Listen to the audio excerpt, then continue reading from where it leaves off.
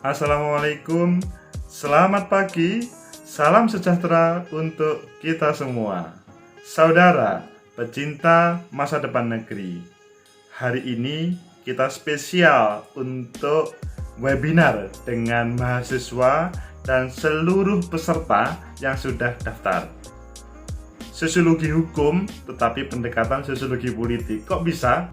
Kami dari Himpunan Mahasiswa Prodi Sosiologi ingin mengadakan webinar atau diskusi daring yang berjudul Menyikapi Instruksi Presiden Nomor 6 Tahun 2020 Masuknya TNI dalam Penegakan Protokol Kesehatan COVID-19.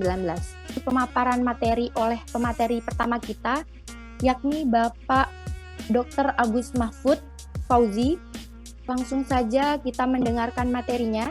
Kepada Bapak Dr. Agus Mahfud, dipersilahkan. Terima kasih Mbak Fitria. Assalamualaikum warahmatullahi wabarakatuh. Selamat pagi, salam sejahtera untuk kita bersama. Yang terhormat Prof. Warsono, mohon maaf, saya menyampaikan materi pertama, Prof. Baik, pada kesempatan ini nanti saya akan menghubungkan dengan tema yang paling kekinian, dihubungkan dengan proses pilkada yang ada di 270 daerah, provinsi, kabupaten, kota. Jadi bagaimana terkait dengan instruksi presiden ini dihubungkan dengan pilkada. Meskipun sorotan kita, sorotan kita adalah sorotan kepada impres tersebut, yang lebih spesifik adalah terkait dengan peran TNI. Ini adalah bagaimana di daerah, bagaimana update informasi COVID-19. Kalau kita melihat kasus positif, ya memang relatif masih banyak, yang sembuh juga banyak, yang meninggal, ya semoga kita tidak termasuk di dalamnya. Semoga kita sehat dan bisa mencapai meraih masa depan kita.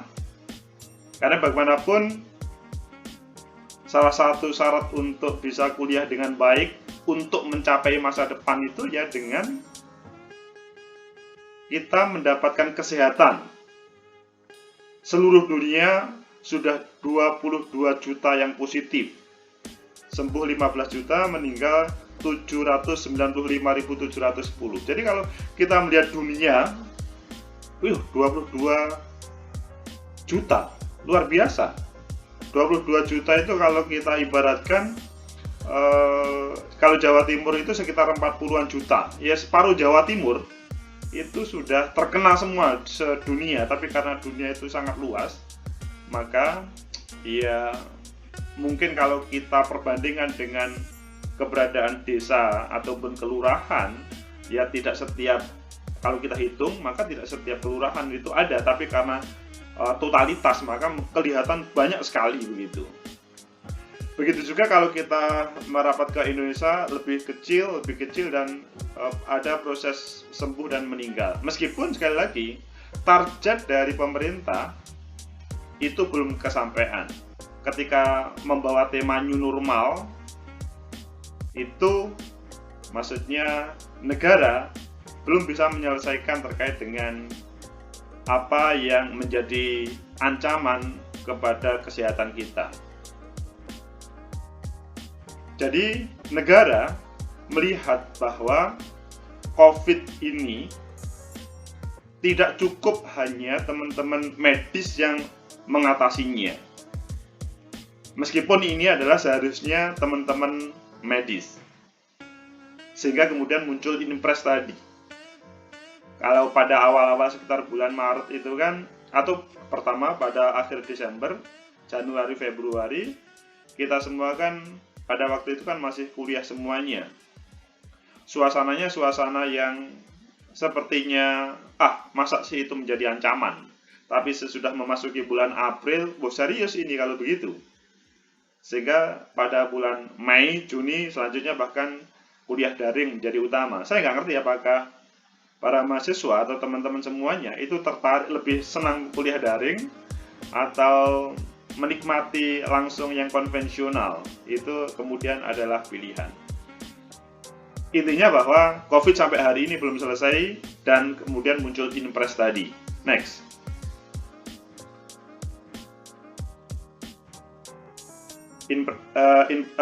Coba di next. Jadi negara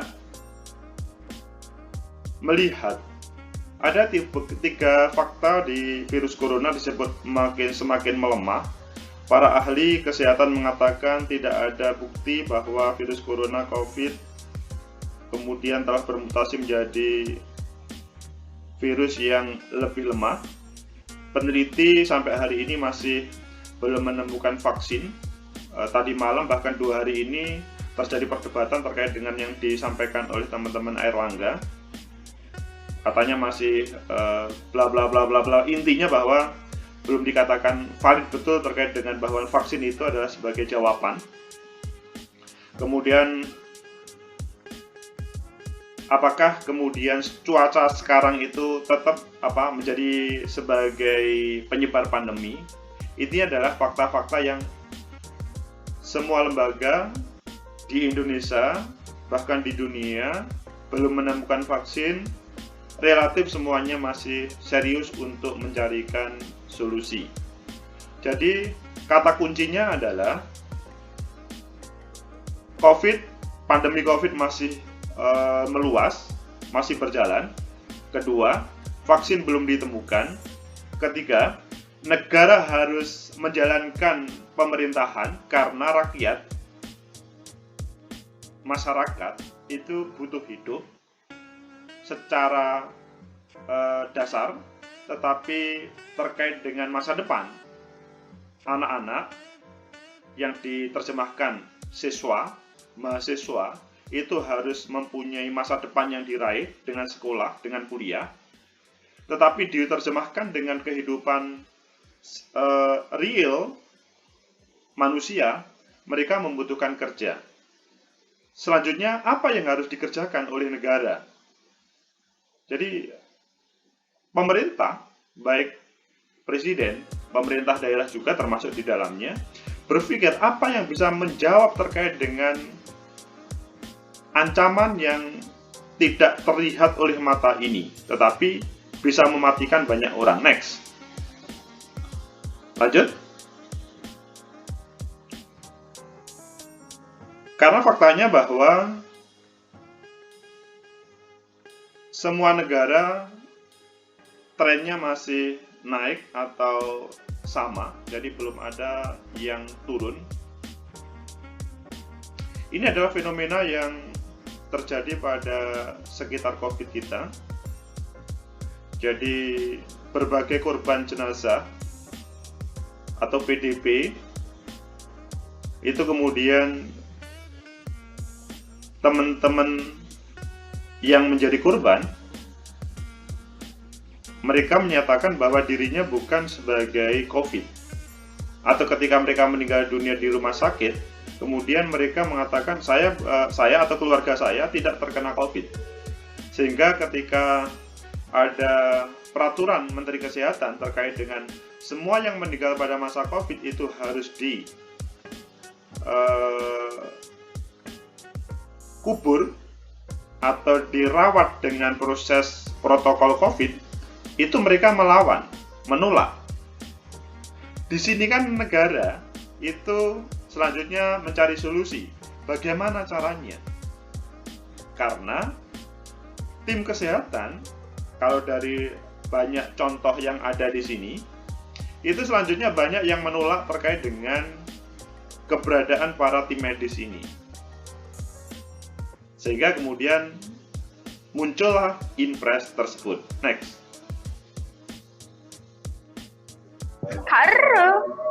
Next. Ini adalah awal. Coba gambar itu tadi sebentar. Awal negara menghadirkan Kasat. Gambar sebelum ini, Mas. Menghadirkan Kasat, Bapak Jenderal Andika Perkasa, menjadi wakil dari Pak Erick Thohir. sebagai tim penanganan COVID ini. Kita sebagai mahasiswa melihat dua orang ini, orang sipil dan orang militer berjalan atau berbicara seakan-akan tidak ada masalah. Pak Erick Thohir mungkin sebagian melihat diri beliau adalah orang yang relatif masih muda dan mampu berkomunikasi. Kalau melihat dari panggung depan ini ya, kalau orang-orang sosiologi kan mesti selalu melihat panggung depannya ini. Di panggung depannya ini, Pak Erick Thohir sama Pak Andika Perkasa itu bisa berkomunikasi dengan baik. Jadi beliau seperti tidak ada jarak, yang mana kalau saudara sebagai mahasiswa melihat sosok TNI itu sesuatu yang jauh jaraknya, maksudnya berjarak lah. Tetapi melihat gambar ini, foto ini memperlihatkan bahwa keduanya tidak ada masalah untuk menjadi satu tim dalam proses penanganan COVID-19 ini. Padahal kalau kita melihat background Pak Erick Thohir adalah beliau adalah orang media pertama, pengusaha.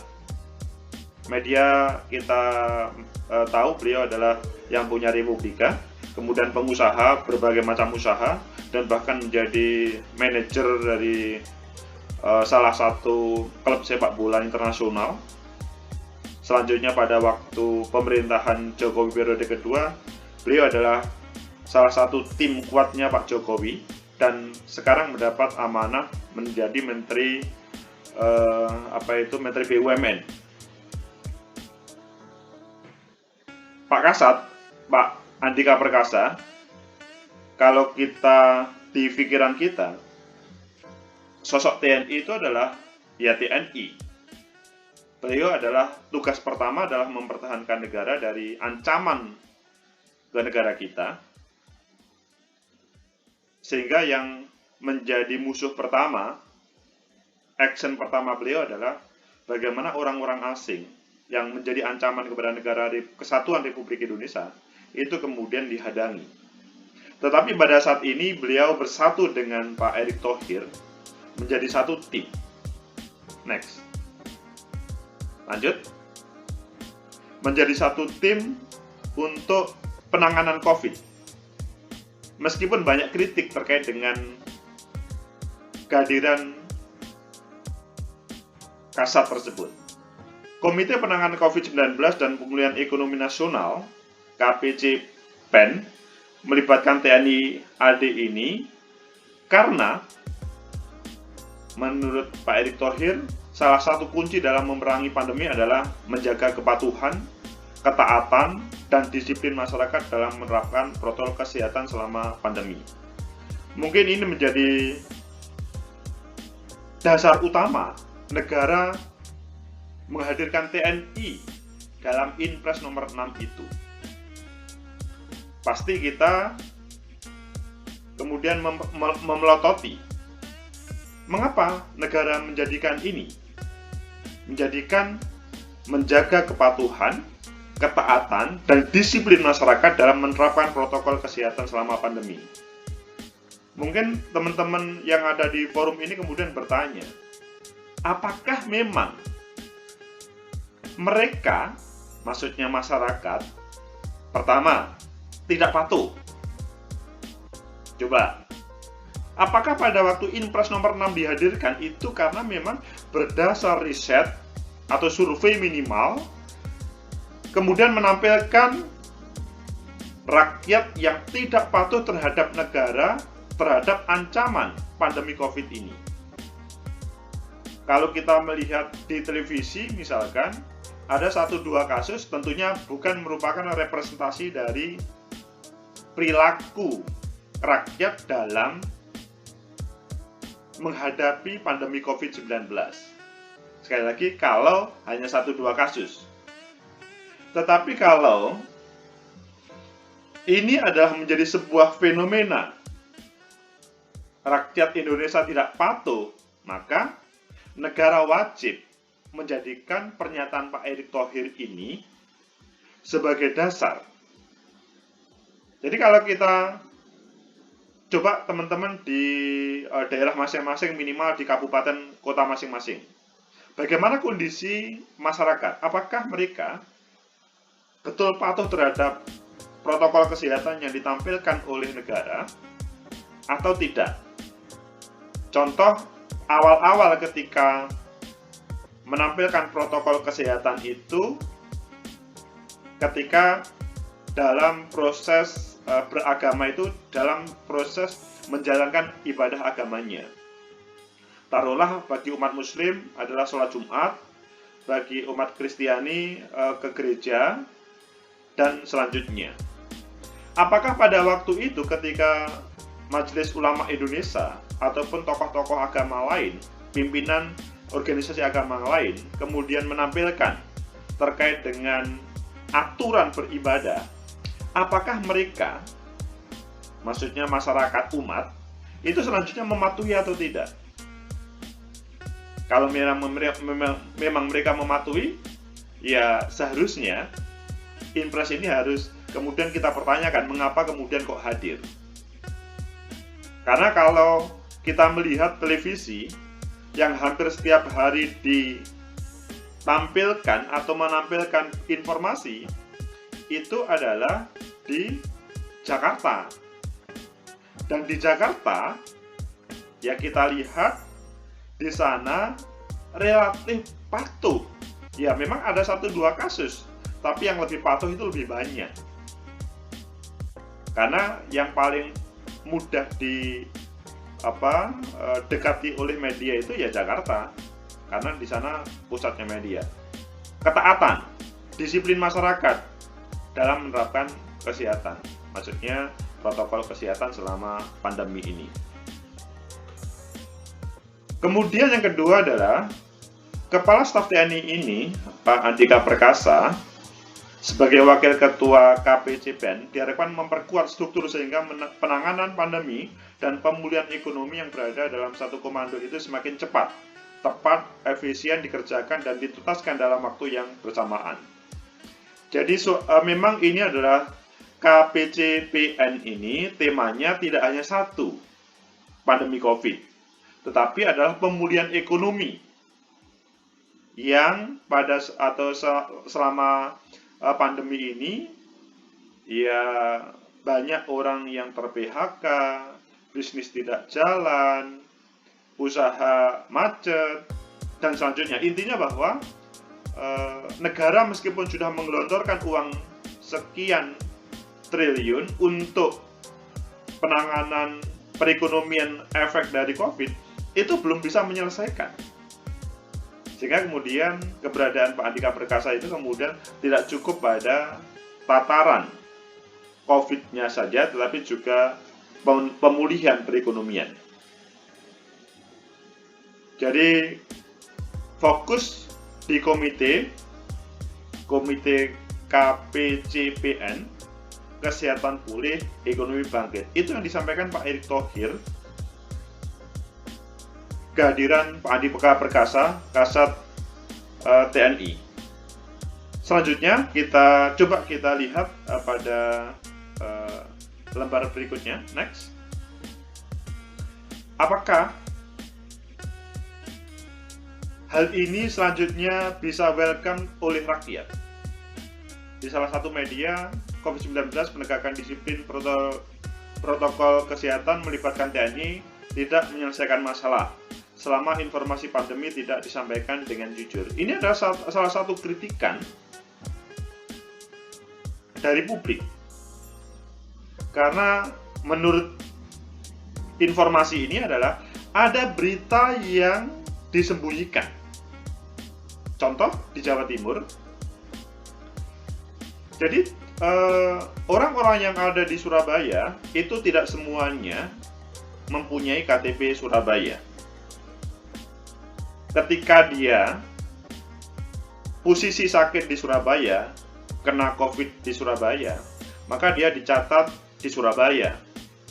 Tapi selanjutnya karena dia ber-KTP, taruhlah dia KTP-nya adalah Jombang, juga kemungkinan dicatat di Jombang. Kalau ini terjadi, maka dia semacam terjadi double pencatatan. Ya, semoga ini tidak terjadi. Saya mendapatkan informasi itu terjadi. Ini dalam hal yang sederhana terkait dengan pencatatan. Tetapi yang lebih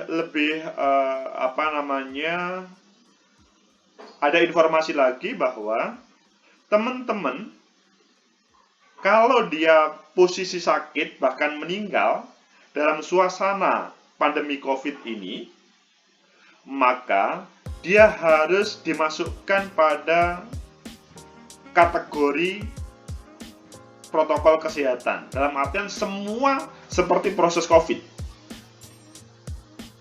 Sekali lagi, ada banyak yang protes. Loh, saudara saya itu loh tidak kena COVID, tapi kemudian kalau dimakamkan seperti COVID. Saudara saya itu loh, kemarin memang ya sakit, misalkan gula atau misalkan tensi. Tapi sebetulnya tidak ada COVID, yaitu normal dan normal sakit seperti itu, dan kemudian berpotensi untuk meninggal. Dan selanjutnya ketika meninggal, dia harus mengikuti irama peraturan regulasi bahwa dia harus diurus dengan COVID-19. Yang ketiga adalah terkait dengan data. Data itu mungkin ada yang banyak mempertanyakan. Ya, tentunya setiap masyarakat itu kan berhak mempertanyakan supaya mendapat informasi yang baik. Tetapi bahwa pemerintah berusaha semaksimal mungkin untuk menyampaikan yang terbaik, itu adalah yang kemudian menjadi titik temu antara protes masyarakat dengan pemerintah. Intinya bahwa berita dari salah satu media ini, COVID-19 menegakkan disiplin protokol dilibatkan TNI tidak selesaikan masalah selama informasi pandemi tidak disampaikan dengan jujur, dalam tanda kutip, itu memang salah satu yang perlu direspon oleh negara. Pada saat ini kita bukan posisi untuk mengadili negara atau menghakimi negara, bahkan menyalahkan negara, bukan. Tetapi kita diskusi mencari solusi. Dan tentunya apa yang menjadi keputusan negara, karena yang menjadi peserta ini kan calon pemimpin negara. Suatu saat pasti saya percaya akan menjadi bupati, wali kota, gubernur, presiden, minimal menjadi kepala desa atau lurah, minimal.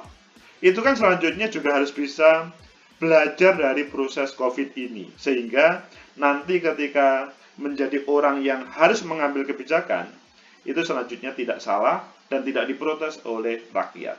Next. Karena protes rakyat itu adalah sesuatu yang berhubungan dengan apa yang menjadi kebijakan kita mungkin kurang tepat atau tidak komunikatif ataupun lainnya. Ini adalah perbedaan cara pandang. Jadi saya menampilkan pada proses presentasi ini adalah mulai judul awal tadi itu berhubungan dengan cara pandang yang berbeda terkait dengan Inpres nomor 6 tadi. Protes Inpres nomor 6, jadi posisi saya adalah bukan posisi ya saya yang setuju atau tidak setuju terkait dengan Inpres nomor 6, tetapi saya mendudukkan sebelah kiri terkait dengan staf khusus Presiden Jokowi, Bu Dini, ini adalah menjelaskan terkait dengan Inpres nomor 6. YLBI adalah yang protes. Nah, di sini kita mendudukkan dan nanti kesimpulannya terserah para mahasiswa.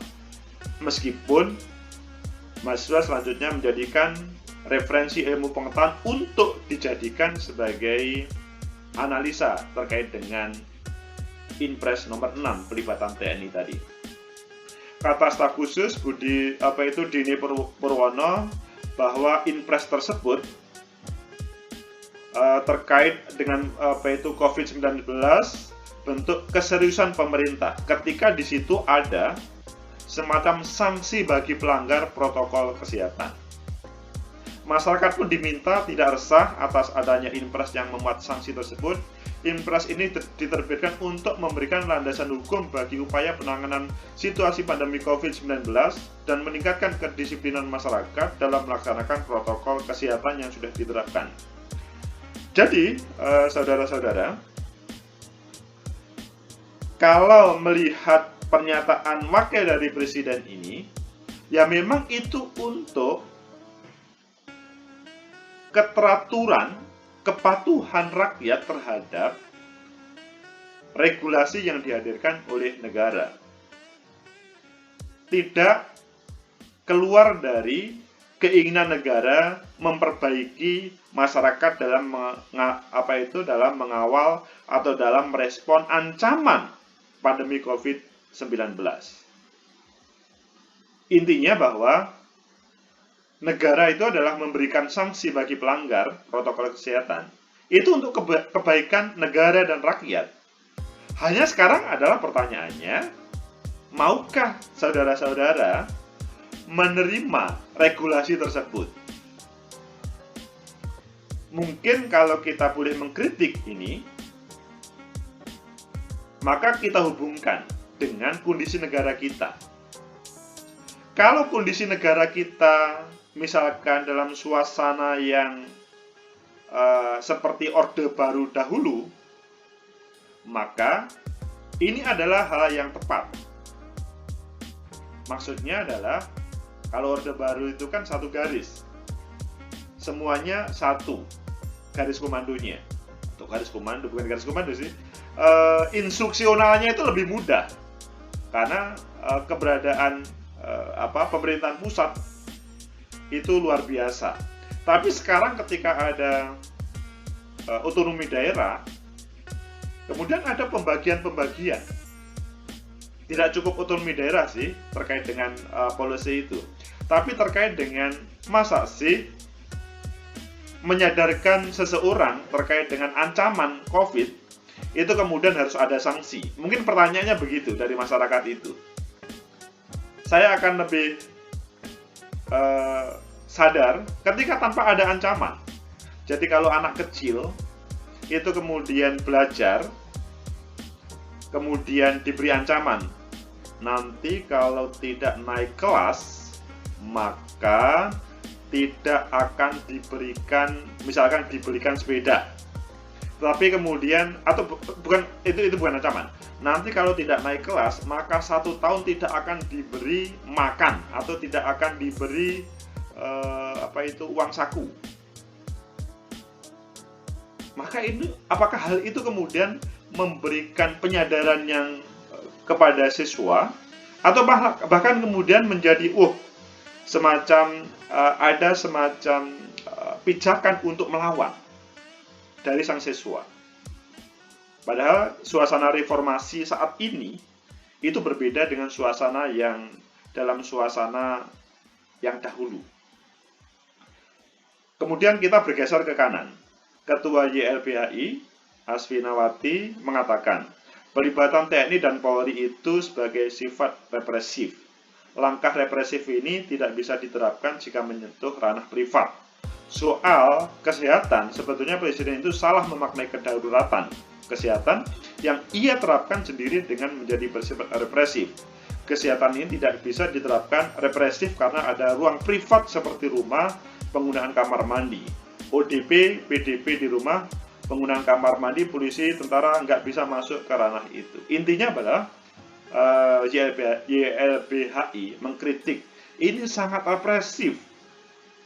Ya, sekali lagi dihubungkan dengan suasana-suasana kita seperti bukan suasana reformasi, bukan suasana yang publik, masyarakat itu kemudian bisa sadar tanpa harus kemudian ada ancaman. Ini adalah perbedaan cara pandang terkait dengan Impres nomor 6 tadi, yang kemudian saya nggak tahu apakah yang ada di ruangan ini setuju terkait dengan yang negara, atau kemudian YLBHI yang kemudian memberi masukan dengan keras bahwa Impres nomor 6 itu salah karena itu adalah represif. Oke, nanti kita lanjutkan, kita nanti akan meneropong bagaimana ilmu sosial atau sosiologi khususnya. Next. Supaya cara pandang kita itu lebih komprehensif. Ini adalah terkait dengan Inpres nomor 6 itu yang posisinya tidak cukup TNI sebetulnya. Sebetulnya kalau berbicara objektif, TNI Polri dilibatkan. Lembaga pemerintah non-kementerian, gubernur, bupati, wali kota juga dilibatkan. Jadi kalau kita juga boleh mengkritik terhadap para kelompok pengkritik itu adalah mengapa keberadaan gubernur, bupati, wali kota itu tidak dikritik. Padahal sebetulnya gubernur, bupati, wali kota ini pada saat ini adalah berpotensi untuk menjadikan pandemi COVID ini sebagai proyek bagi petahana yang akan pilkada di 270 untuk pemenangan. Jadi, bagaimana kalau bisa dia mempunyai data yang banyak, sehingga kemudian turun bantuan-bantuan. Mohon maaf, ini tentunya belum tentu benar, tetapi sebagian sudah melakukan seperti ini. Dan selanjutnya, kemudian bisa menjadi proyek untuk penanganan ini. Meskipun tidak semuanya seperti itu. Ada yang standar saja seperti yang realitas, tetapi apakah dibuat proyek ataupun sebuah realitas, intinya adalah ada bantuan, dan selanjutnya bantuan itu menjadi sesuatu, menjadi tawaran kepada rakyat. Ini loh saya bantu ABCD. Sehingga dia dalam proses kontestasi untuk periode kedua itu lebih mampu untuk menerima atau diterima oleh masyarakat ataupun rakyat. Tapi permasalahannya adalah, mungkinkah tidak ada penilaian dari rakyat? Rakyat kita sudah cerdas. Oh, ini bantuan dari pemerintah pusat. Oh, ini bantuan dari Amerika. Oh, ini bantuan dari... Sehingga sebetulnya dia hanya dilewati saja, tetapi sehingga tidak boleh mengklaim. Tapi kalau masyarakat kita memang sangat tidak mendapatkan informasi, buta informasi, maka bupati gubernur kita luar biasa ya. Nah, ini adalah hal yang berbeda. Seandainya COVID semakin mengejala meskipun banyak bantuan, maka itu menjadi ancaman bagi petahana untuk apakah dia terpilih atau tidak. Dan peluangnya terpilih kecil karena pandeminya semakin besar. Karena ini adalah sudah bulan Agustus, September, Oktober, November, Desember, 9 Desember 2020 dilaksanakan pilkada. Seharusnya pada saat ini, menjelang pendaftaran pada awal September, itu mereka sudah bisa menurunkan terkait dengan pandemi COVID ini dengan mendasarkan berbagai bantuan tadi. Plus APBD total atau mayoritas APBD digunakan untuk menangani COVID itu. Jadi, kalau kita boleh mengkritik lagi adalah teman-teman yang mengkritik khusus pada TNI sebenarnya relatif tidak adil juga, karena gubernur, bupati, wali kota dilibatkan. Tetapi kita juga boleh mengkritik terkait dengan bupati, gubernur, wali kota yang terlalu menjadikan ini sebuah proyek, meskipun lebih banyak yang tidak seperti itu. Next. Ini adalah orang-orang yang atau lembaga-lembaga yang dilibatkan. Selanjutnya,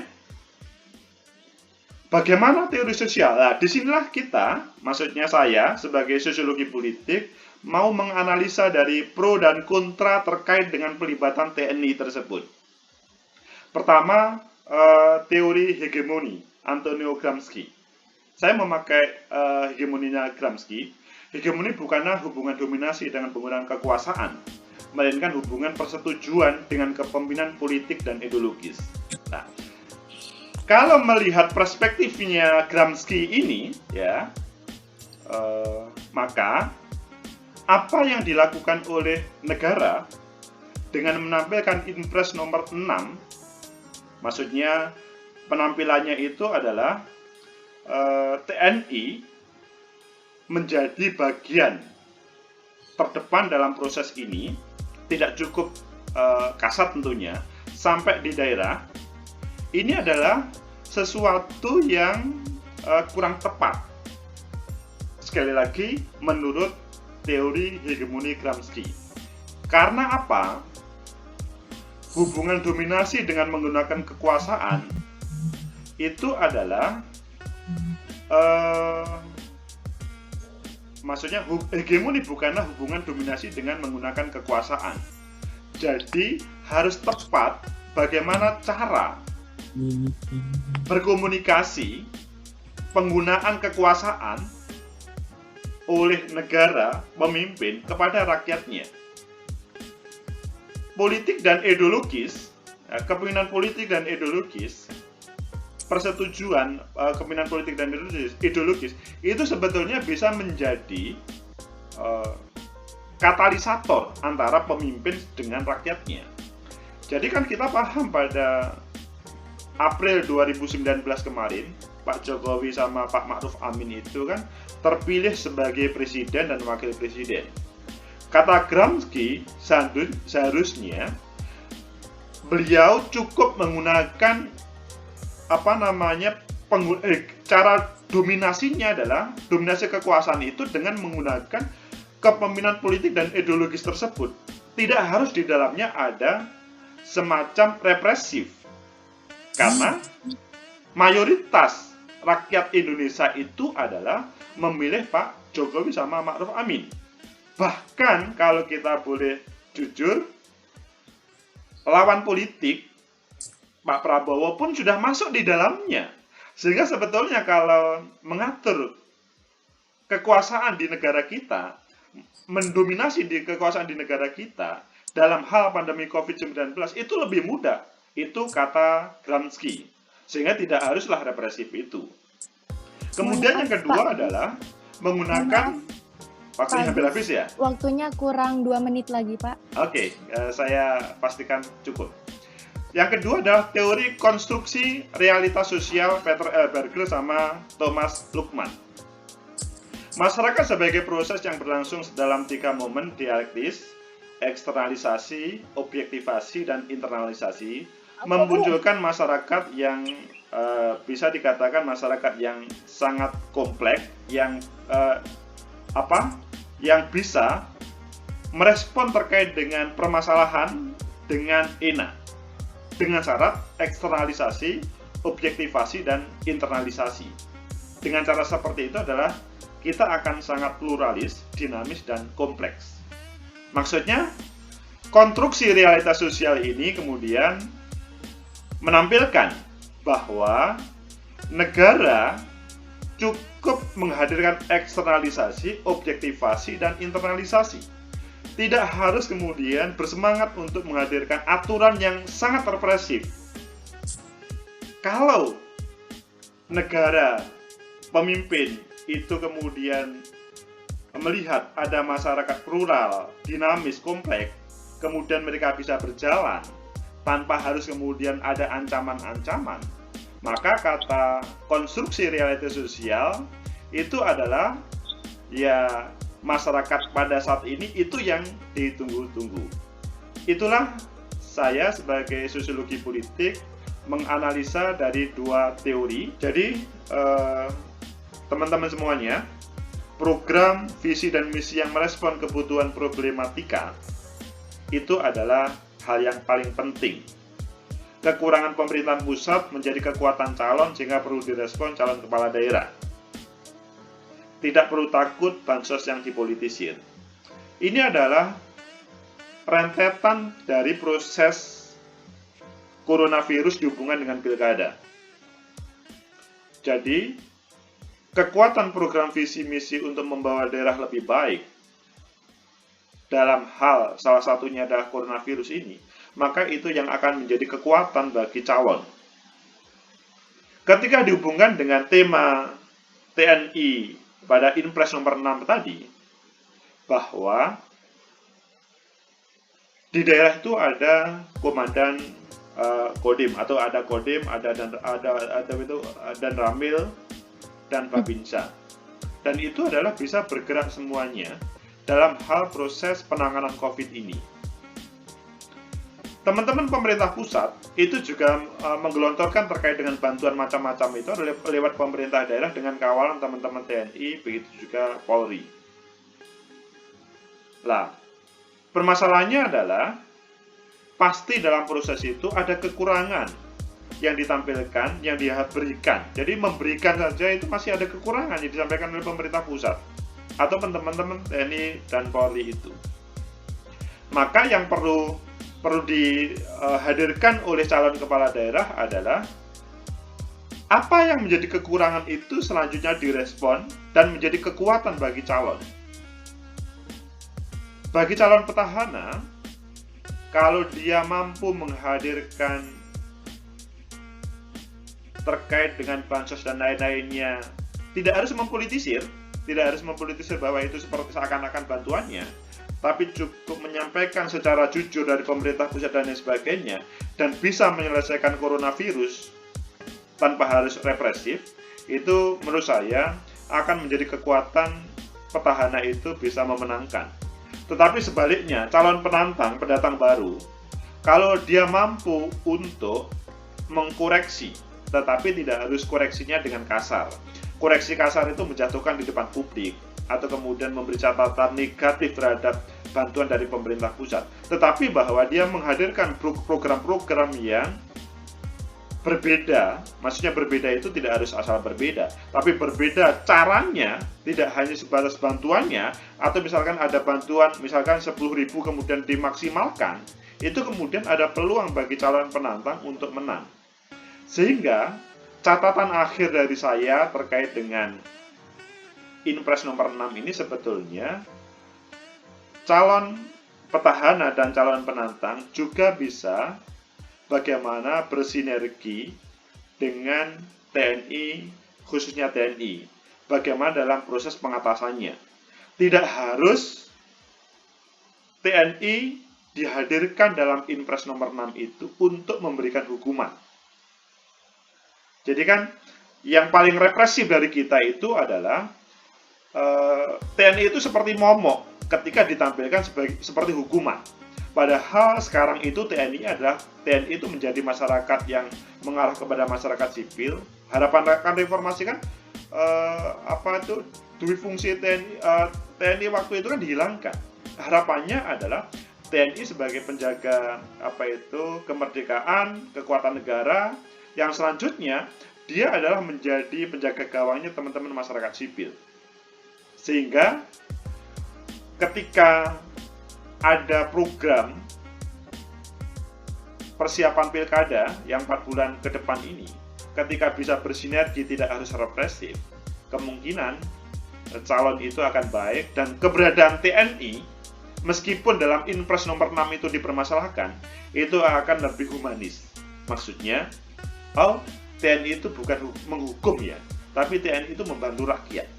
TNI itu bukan menjadi ancaman, menakutkan, atau menjadi hal yang dijauhi, tapi harus didekati dan kemudian bisa bersinergi dengan rakyat.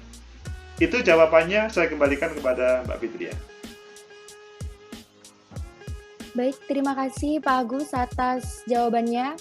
Saya rasa sudah cukup pertanyaan dari peserta kita yang bernama Maudi Sandra SS. Baik, ini karena Bapak Profesor Warsono sepertinya sudah siap. Betul, Pak? Ya, oke, sudah siap. Ya, baik. Karena tadi pembacaan CV dari Bapak Profesor Warsono sudah dibacakan, Ya, langsung saja kita akan mendengarkan materi dari beliau. Kepada Bapak Profesor Warsono, dipersilakan. Oke, materi saya buka dari situ atau dari sini? Ada panitianya, Pak. Oke, ya. Iya. Ya, terima kasih Pak Agus. Mohon maaf, saya minta Pak Agus tadi lebih dulu. Oke, Bapak, Ibu, adik-adik, mahasiswa yang ikut dalam webinar ini, mungkin kita sudah mengkritisi, Bapak mencoba mengkritisi Inpres 6. Tadi saya mengikuti terus dari apa yang disampaikan oleh Pak Agus, termasuk diskusinya. Cuma saya tidak bisa on secara video ini. Nah, sebetulnya ini kita dihadapkan satu persoalan yang sangat rumit, yaitu apa sih COVID ini? Demikianlah diskusi pada acara Critical Class kali ini. Sebelum kami tutup diskusinya, kami mengucapkan terima kasih yang sebesar-besarnya kepada pemateri yang telah berkenan untuk menjadi pembicara pada diskusi hari ini dan memberikan banyak informasi kepada kita semua. Dan kami juga mengucapkan terima kasih kepada para peserta semua atas partisipasinya dalam acara Critical Class yang diadakan oleh HMP Sosiologi UNESA. Acara demi acara dalam diskusi ini telah kita lewati. Akhirnya, saya Fitria Dayanti selaku moderator pamit undur diri. Mohon maaf apabila ada perkataan saya yang kurang berkenan di hati teman-teman semuanya. Semoga kita dapat bertemu pada diskusi-diskusi berikutnya di lain kesempatan. Terima kasih, selamat siang, salam sejahtera, wassalamualaikum warahmatullahi wabarakatuh. Waalaikumsalam warahmatullahi wabarakatuh.